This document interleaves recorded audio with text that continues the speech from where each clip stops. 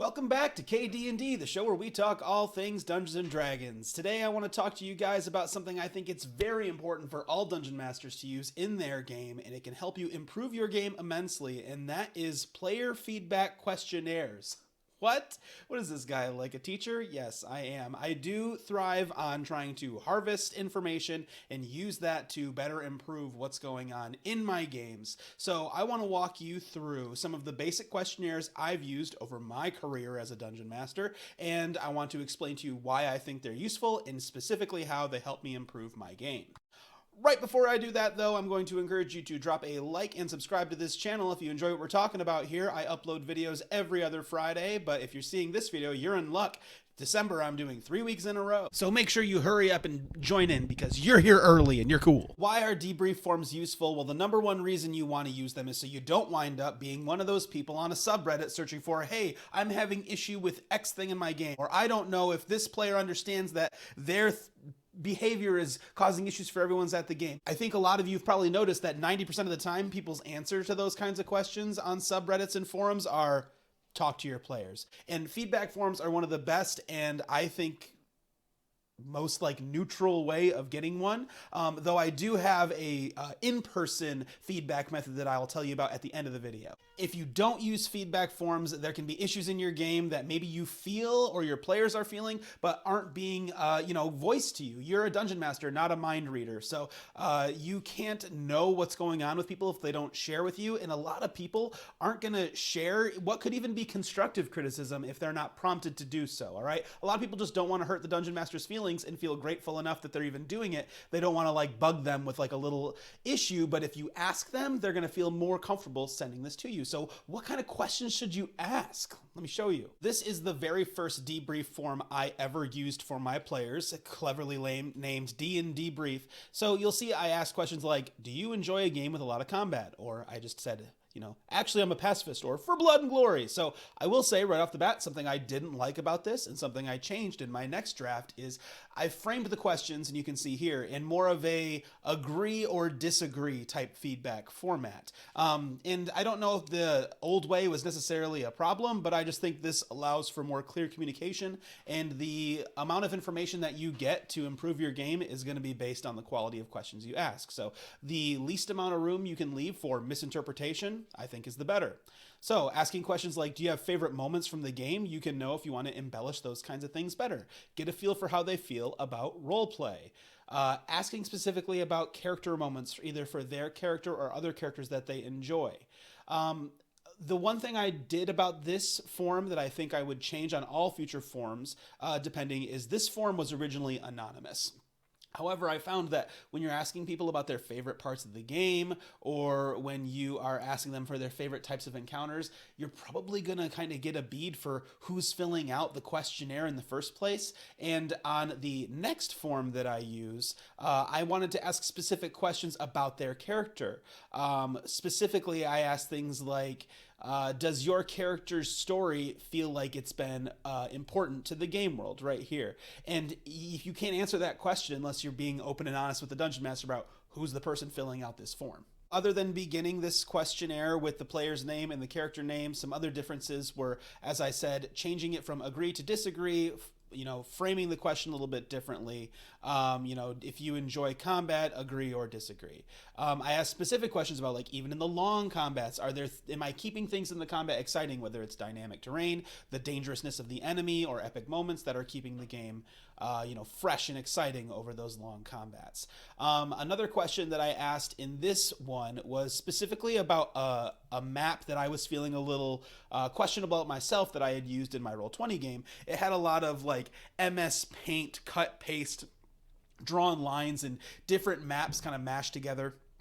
And it didn't look that great, but I thought it communicated a dynamic battlefield, and I wanted to know what my players thought of that. And so, that is a place to, if you want specific feedback on specific moments, ask specific questions.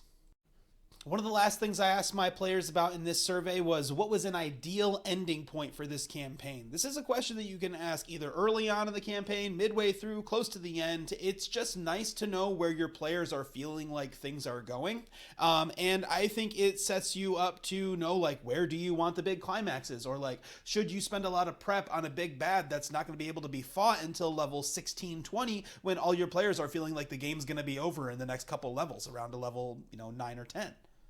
So these questionnaires can greatly improve the quality of your prep time. In the third questionnaire, I continued to ask mostly the same questions, but again, I wanted to drill down specifically. We were a higher level at this point, probably 8 or 9. I wanted to know if the players felt like the magic items, the loot, and the abilities they had are making the game feel too easy, right?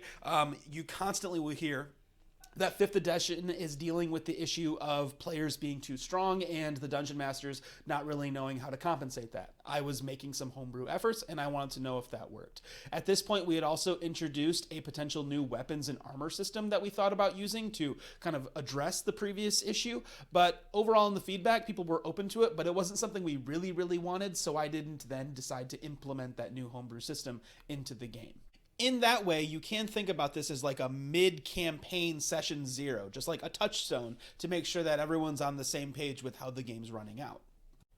The final form that I have here is the one that I used at the end of a campaign. So this was all more or less the same kinds of questions, but I wanted to talk specifically in campaign-wide. The idea here being if I were to run this campaign again, or I were to run another game for this specific group of people, what were some moments from these past, this particular campaign had lasted over 2 years. Over these past 2 years, what can I learn from that? What can I take from that and improve in future games? Being able to figure out what kinds of elements in the game work and don't work are vastly helpful, because you also could have a future player that reminds you in their play style of these players, and you can try, the things that they had positive feedback with.